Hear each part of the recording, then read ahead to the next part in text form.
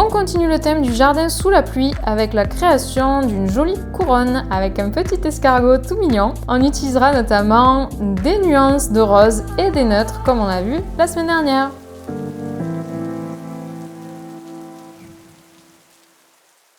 Salut à tous, moi c'est Marie et bienvenue sur ma chaîne pour réactiver votre créativité et apprendre l'aquarelle facilement. Alors vous avez peut-être vu ça la semaine dernière, je vous ai donné beaucoup de conseils pour un petit peu travailler les neutres et les couleurs plus grises à l'aquarelle. Et bien cette semaine on va appliquer ce qu'on a appris avec cette couronne de végétaux. Donc vous allez voir, ça va être très sympa à peindre et c'est parti! Alors comme d'habitude pour commencer, le matériel que je vais utiliser ma palette signature Sennelier Tribulation de Marie, donc des couleurs extra fines. Je vais utiliser une feuille de papier 100% coton, ici c'est du Sennelier 30 par 30, bocal d'eau, chiffon et c'est tout. En termes de pinceau quand même, ce serait bien que je vous précise, je vais utiliser toujours mon pinceau habituel, le Raphaël 805 3.0.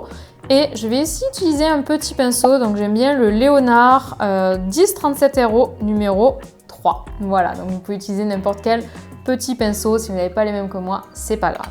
Alors vous allez voir, c'est une création qui a pas mal d'étapes, il y a pas mal de choses, donc il y aura certaines parties que je vais un petit peu accélérer. Je vais vous montrer comment je m'y prends pour créer les éléments, et ensuite il faudra les refaire à plusieurs endroits de notre création.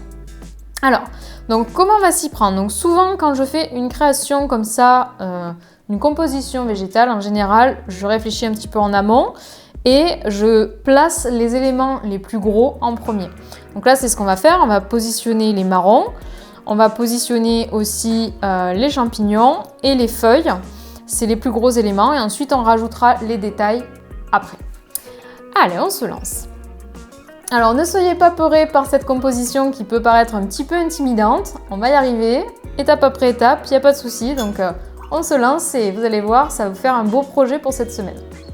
Alors je vais commencer par les marrons, alors je vais utiliser mon orangé de Chine, c'est une couleur que j'ai rajoutée à ma palette signature, mais vous pouvez tout à fait la fabriquer, ou vous pourrez aussi utiliser du terre de sienne naturel, le terre de sienne brûlée, c'est des couleurs qui sont proches. Voilà, donc moi je vais utiliser mon orangé de Chine. Vous pouvez aussi mélanger vos couleurs et obtenir quelque chose de proche.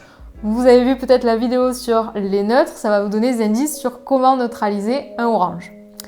Alors, donc là, je vais reprendre mon modèle et je vais faire mon marron. Alors, comment faire le marron? Tout simplement, je vais faire une forme assez ronde, vous voyez, toc. Voilà. Alors, je suis d'accord que les marrons, c'est pas exactement en ce moment la saison, mais vous avez compris l'idée du thème un peu du jardin sous la pluie. Donc voilà, je fais quelque chose d'assez rond, mais pas parfait, avec un petit peu les bords un petit peu aplatis. Donc je vais en faire un deuxième. Voilà. Et là, je vais un petit peu neutraliser. Alors par exemple sur la palette signature j'ai du indigo. Alors dans le indigo de Sennelier il y a du noir, mais il ne faut pas non plus se dire je proscris le noir à tout prix, les pigments noirs. Là c'est pas une peinture qui aura 50 000 couches, donc c'est pas du tout grave si vous n'avez pas des bleus qui ne contiennent pas de noir et que vous utilisez ça pour neutraliser votre orange, ou que vous utilisez le sépia ou bien du noir. Honnêtement, ne vous prenez pas trop la tête avec ça. Sachez que voilà, c'est recommandé d'éviter d'utiliser trop de pigments noirs quand vous utilisez beaucoup de peinture comme dans un paysage. Mais là, c'est pas notre cas, donc on va pas forcément s'en priver. Donc vous voyez, je tapote alors que c'est encore humide. Voilà, je vais venir rincer. Je prends mon chiffon, je vais le mettre là pour que vous voyez bien, j'essuie.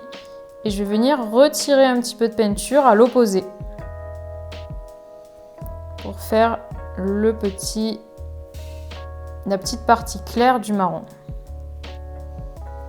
Voilà. Je vais insister un peu, alors vous pouvez même directement utiliser du sépia. Je vous montre plusieurs façons de faire des couleurs foncées. Le sépia, ça contient encore une fois du noir. C'est très pratique parce que c'est un neutre à disposition, entre guillemets. Mais trop de sépia peut porter un petit peu préjudice à la fraîcheur des couleurs globales de l'ensemble de votre création. Voilà pour les marrons, donc vous avez compris l'idée. Je vais passer aux feuilles. Donc là, j'ai un rose qui est un petit peu neutralisé. Hein. Vous voyez, c'est pas un rouge trop flashy. Donc toujours ma même technique. Là, je vais prendre mon rose opéra. Donc là, je vais en profiter pour vous montrer comment je nettoie ma palette parce qu'elle est un peu sale. Je mets de l'eau en général. Hop là, je passe un coup. Et quand j'ai vraiment le temps, quand je suis un peu moins pressée, là je suis en plein milieu d'une vidéo, je ne vais pas aller au robinet. Je vais bien sûr à mon robinet et je donne un coup sous le robinet. Mais bon là, c'est l'option rapide quand on a besoin d'un peu de place rapidement. Voilà, donc je reprends mon opéra. Toc. Ça, vous voyez, c'est trop flashy là pour cette création. Donc je vais venir le compenser, je vais venir prendre du vert. On va voir ce que ça donne. Alors attention à ne pas en mettre trop. Alors là, c'est bien d'avoir un petit papier brouillon pour tester un petit peu. Alors là, vous voyez, c'est pas du tout la couleur que je cherchais initialement. C'est beaucoup trop violet, il y a beaucoup trop de bleu dans ce mélange. Donc, je vais rajouter un petit peu de jaune. Jaune de Naples foncé. Là, on se rapproche un peu de la couleur que je voulais. Donc, je vais remettre du opéra parce qu'on est trop sur du orange. Là, c'est une couleur qui me plaît bien. Voilà, là, on est plus proche de ce que je cherchais initialement. Là, c'est pas mal du tout. On a quand même un peu cassé notre rose initial. Mais c'est plus un rose orangé, du coup. Voilà, je peux lui mettre un peu de vert pour le casser encore. Donc, vous voyez, n'hésitez pas à faire ce genre de petites recherches. Donc là, pour faire ce genre de feuilles, je vais venir appuyer, appuyer, appuyer, appuyer, relâcher. Je tire la goutte pour éviter d'avoir une trace au séchage. C'est dur à dire. J'appuie, j'appuie, j'appuie. Ça se fait tout seul avec ce genre de pinceau. Et je tire la goutte. Donc là, on va venir... Alors, si vous n'êtes pas à l'aise avec la composition, vous faites un rond au crayon papier discrètement. Attention, ça ne va pas pouvoir partir, hein, votre rond. Donc, pas qu'il soit trop franc non plus. Voilà. Donc là, je fais plusieurs feuilles comme ça. Alors, je vais essayer de varier un petit peu. Donc, je vais parfois rajouter un petit peu de jaune, rajouter un petit peu de vert. Pour pas avoir non plus trop la même chose. Sinon, c'est un peu ennuyant. Alors moi, j'aime bien faire tourner mes feuilles dans le même sens. Vous voyez, ça tourne comme ça. Mais vous pouvez faire dans plusieurs sens si vous souhaitez. Donc là, je vais rajouter un tout petit peu de vert pour continuer à neutraliser. D'ailleurs, peut-être un autre vert neutraliserait mieux, à voir. Donc là, je vais rajouter une feuille comme ça. J'appuie, je relâche. Entraînez-vous à se faire ces feuilles, mais n'en faites pas trop parce qu'on va rajouter en superposition. Quand vous voyez qu'il y a trop d'eau, vous tirez la goutte vers la tige. Ça ne vous fera pas une forte auréole comme ça. Toc. Ça me paraît pas trop mal. Je vais passer aux enveloppes des marrons qui ressemblent un petit peu à des boules comme ça, jaune-vert. Alors moi j'ai une couleur qui convient quasiment parfaitement à ce genre de couleur, hein. Couleur pure, c'est mon style de grain vert, donc je ne vais pas m'en priver. J'en ai presque plus d'ailleurs, ce serait temps que j'utilise mon tube pour remplir. Donc là tout simplement je vais venir, alors attention à ce qu'il y ait quand même de l'eau sur mon pinceau, je vais prendre mon pinceau fin et je vais faire des petits traits. Alors je vais peut-être commencer par le pinceau à la vie parce que sinon ça va être beaucoup trop long. Comme je suis assez impatiente, ça ne va pas le faire et je terminerai avec le pinceau précis. Donc là, vous voyez, juste avec la pointe, j'utilise bien le pinceau, bien perpendiculaire. Je le cache un peu derrière le marron. Je fais des petites marques. Là, je fais de l'extérieur vers l'intérieur. Je laisse des blancs. Je couvre pas tout. Comme ça, je vais faire le plus gros. Voilà, c'est pas mal. Je vais venir reprendre le pinceau fin, je vais prendre le style de grain vert et je vais rajouter un peu d'orange et de Chine. Faire un petit rappel un peu plus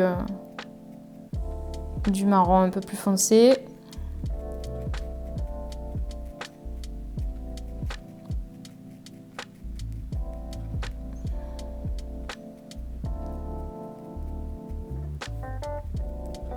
Je peux même mettre du sépia ou un autre neutre que je fabrique. Faut pas en mettre trop, hein. Voilà, que ce soit bien fait. Alors le champignon, comment on s'y prend? Je vais vous montrer ça. Donc on va faire encore une fois un neutre. Donc là je veux faire une espèce de beige hein, vraiment. Donc je vous montre un peu comme ça, là, bien beige, pas rose. Donc là je vais utiliser mon jaune. Donc ça c'est mon jaune de Naples, foncé. Toc. Alors pour le neutraliser, il tire un petit peu sur l'orange. Donc idéalement il me faudrait un violet. Du coup je vais utiliser du bleu. Déjà, je vais voir ce que ça donne. Donc, naturellement, ça donne un peu un vert. C'est pas ça que je recherche. Donc, pour neutraliser du vert, il faut du rouge. Donc, je vais prendre un petit peu de rouge, voir ce que ça donne. On se rapproche un petit peu de ce que je voulais, quelque chose d'assez marron.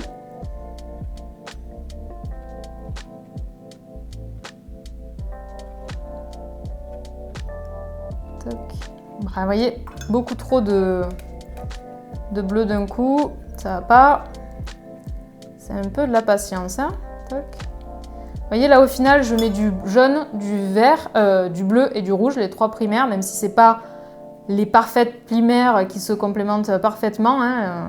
On n'a pas ici les parfaites primaires, mais ça permet de se rapprocher d'un neutre. Donc là ça manque un peu de bleu, c'est trop marron. Ah, j'en ai encore trop mis. Ah vous voyez, c'est pas évident hein, les neutres.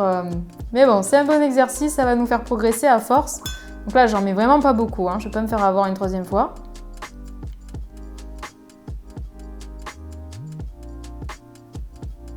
On va voir un peu ce que ça donne. Là, ça me paraît pas mal. Hein. Ça ressemble un petit peu à ce que j'avais fait pour ma préparation. Alors, donc comment faire le champignon? C'est très simple. Vous allez faire un arc de cercle. Voilà. Vous allez faire un trait assez droit. Et vous allez faire la base. Donc là, elle va être cachée derrière le marron. Voilà, donc basique. Je vais en faire un deuxième ici. Donc vous allez faire un arc de cercle, la base droite, enfin un trait droit pour finir le chapeau plutôt. Puis du coup, la base maintenant, avec une base un petit peu plus arrondie. Je reprends mon mélange. Je vais mettre un autre champignon ici. Un arc de cercle. On finit le chapeau avec un trait droit. Et on fait la base avec le bout un petit peu plus arrondi. Voilà, je vais encore en mettre un là. Arc de cercle, trait droit. Bon, c'est pas parfait, hein, mais c'est pas le but. Hop, et puis base un peu plus large en bas, un peu plus ronde en bas. Voilà, ça paraît pas mal. Je vais continuer en mettant en accéléré.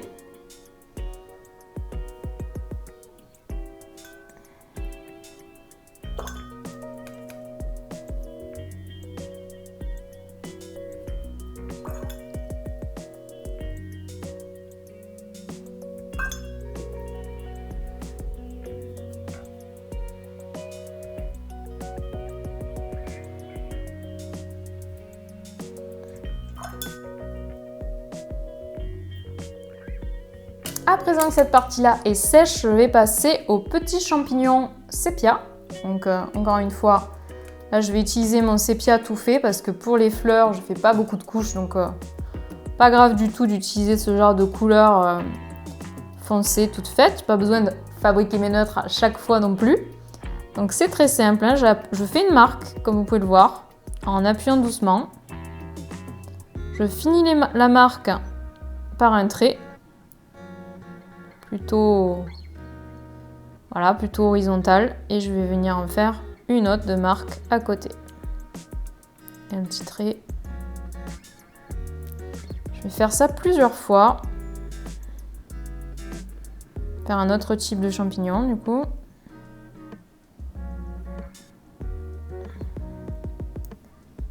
Alors attention, je vais venir varier l'intensité de la couleur. Par exemple, j'ai des moments où je vais vraiment rincer mon pinceau, vous voyez comme je viens de faire. Pour avoir un chapeau beaucoup plus clair. Mais globalement, c'est un champignon qui va être plus foncé. Vous voyez quand je vais venir faire la tige, donc là, très bien fin. Un petit peu tordu, un petit peu pas bien droit. eh bien je vais travailler dans le mouillé et ça va faire un beau dégradé. Je vais même venir la faire venir derrière le champignon pour donner un effet un petit peu de chevauchement.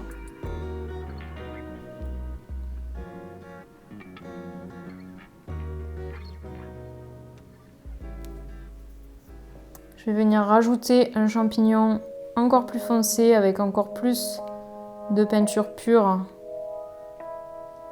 à côté.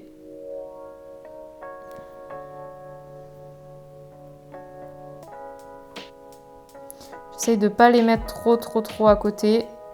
Enfin, les trois côte à côte parfaitement, que ce soit un peu organique.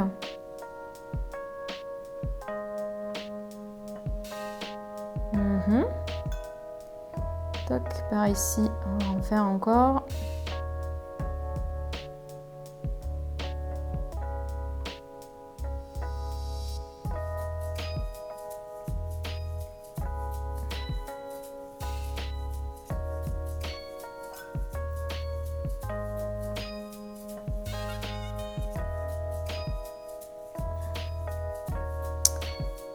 Voilà, c'est pas mal.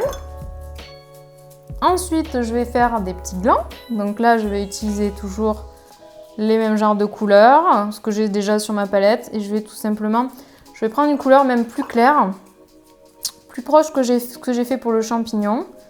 Donc là, je vais refaire un coup avec le jaune. Du coup, j'avais mis du bleu et j'avais mis un peu de rouge. On va faire un truc comme ça, voilà. Donc là, plus clair. On voit plus rien. Hop. Je vais venir faire une forme ovale à plusieurs endroits.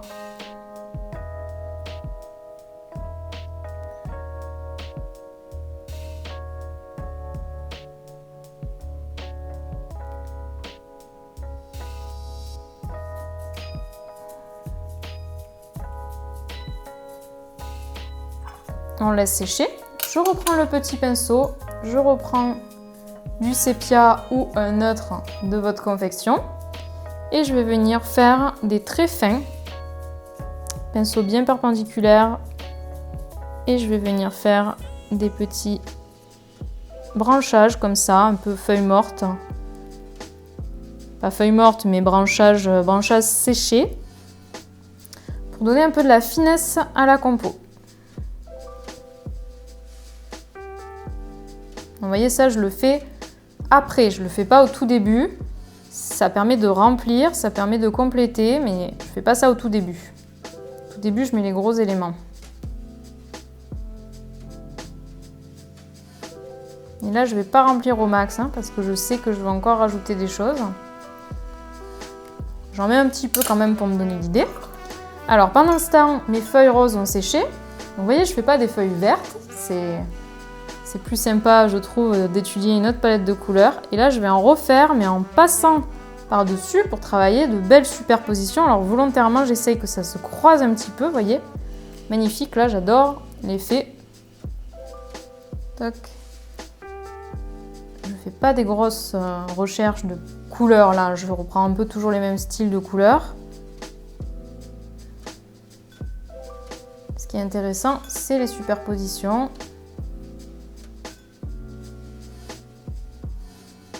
Alors vous voyez, là j'ai gardé un rose un peu plus saturé pour avoir un peu de contraste, mais ça reste quand même la même couleur à quelque chose près.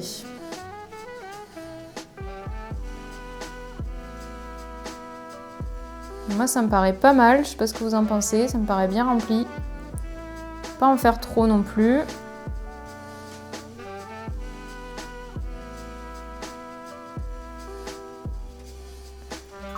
Ok, on va laisser ça comme ça. Alors ensuite, il me reste les champignons. Donc je reprends un petit pinceau, je reprends mon neutre. Et là, vous allez venir... Alors, vous partez du pied et vous allez venir, hop, faire le contour comme ça. Et vous partez des deux côtés. Voilà, vous allez faire ça, en gros. Et vous allez repasser avec du foncé. Alors là, je passe un peu... façon très débutant, une seule couleur. Mais vous pouvez aussi faire avec une couleur plus diluée. Donc là, vous faites votre chapeau. Attention à pas trop le faire remonter. Vous voyez, là, c'est la couleur, elle est beaucoup plus claire. Et vous pouvez venir recharger en foncé et faire des fusions. Peut-être un peu plus intéressant que juste du foncé. Voilà. Donc je vais faire ça pour le troisième. Donc petit chapeau comme ça. Arrondi sur le haut. Du foncé pour renforcer l'ombre. Et le dernier, toc.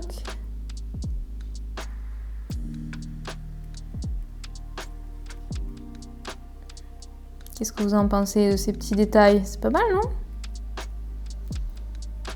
C'est fun?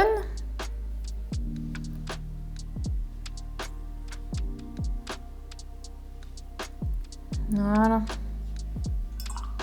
On va faire la même chose pour les glands. Donc là, je vais venir faire la moitié du coup. Alors, je vais mélanger un petit peu avec mon orangé de Chine pour avoir quelque chose d'un peu plus la couleur du gland. La moitié, je vais le faire du coup la couleur du gland.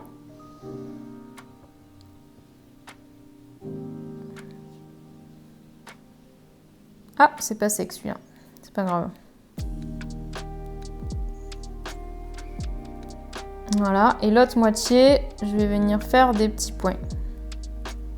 Alors vous faites ce que vous voulez, hein, vous n'êtes pas obligé de faire des petits points. Moi j'aime bien, ça donne un côté mignon. Voilà, et pour finir, je vais rajouter des branchages.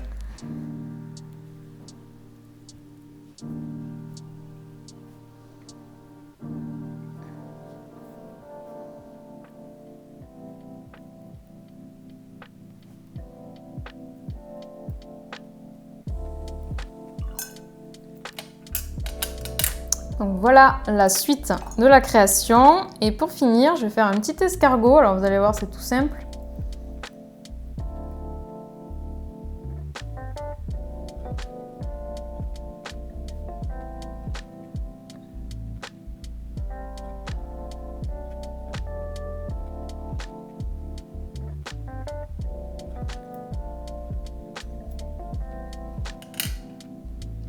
Et voilà pour notre création. Vous voyez, j'ai rajouté le petit escargot. Je ne suis toujours pas la spécialiste du lettering, mais c'est pas grave, c'est sympa. Donc une création assez poussée, vous avez vu, avec beaucoup de détails. Donc prenez votre temps, essayez de refaire cette création cette semaine. Vous allez voir, ça va vous faire passer un beau moment, c'est un beau projet. Donc amusez-vous bien et puis n'oubliez pas que vous pouvez suivre nos cours vidéo. Si vous ne les connaissez pas, vous pouvez les découvrir juste en dessous. On vous met le lien si ça vous intéresse, si vous voulez découvrir d'autres fleurs. Vous avez vu ici, j'ai pas utilisé de fleurs. En septembre, on n'avait pas utilisé de fleurs non plus, on avait fait juste des fruits exotiques. Donc vous voyez, plein d'opportunités avec les végétaux. Donc je vous souhaite de beaucoup vous amuser cette semaine et je vous dis à très vite. Salut!